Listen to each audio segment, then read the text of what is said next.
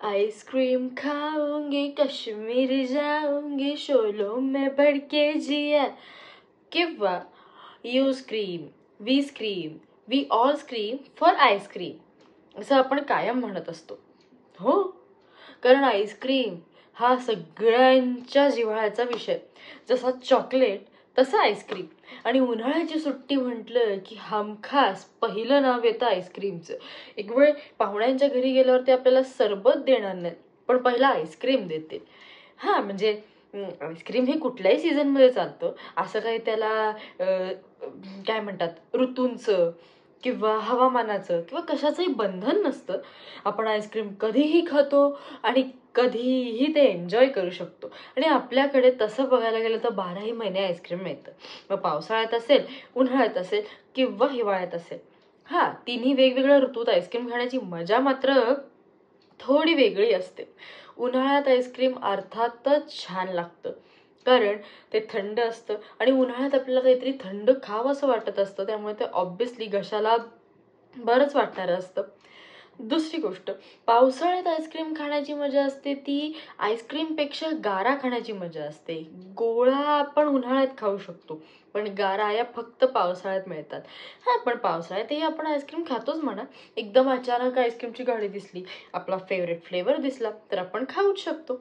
आणि हिवाळ्यातही सेम, आपली आवडती फ्लेवरची गाडी, आपल्या आवडत्या फ्लेवरचा कोन किंवा कॅन्डी किंवा वॉफल्स किंवा आणखीन काहीही दिसलं तरी आपण ते खाऊच शकतो.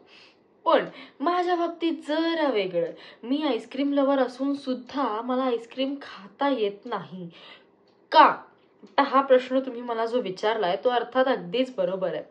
कारण कसं आहे, मला सेन्सिटिव्हिटीचा त्रास आहे. म्हणजे असे जे दात आहेत ना, त्या दाताला खाल्लं की ते असे आकसतात आणि मग इकडनं अशा सगळ्या हिरड्यातनं दातातनं अशा जबरदस्त कळा यायला लागतात. खूप त्रास व्हायला लागतो त्याचा. आणि दुसरी गोष्ट म्हणजे मला घशाचं इन्फेक्शन लगेच होतं आईस्क्रीम खाल्लं की. त्यामुळे मी जरा जरी आईस्क्रीम खाल्लं की मी लगेच गरम पाणी पिते. म्हणजे किमान घसा तरी बरा होतो, किमान घसा तरी शाबूत राहतो. आता मी नाटक करते म्हणल्यावर मला माझा घसा शाबूत ठेवणं अर्थात गरजेचं आहे. नाही ठेवला आणि उद्या घोगऱ्या आवाजात स्टेजवर बोलायला लागले तर काय करायचं?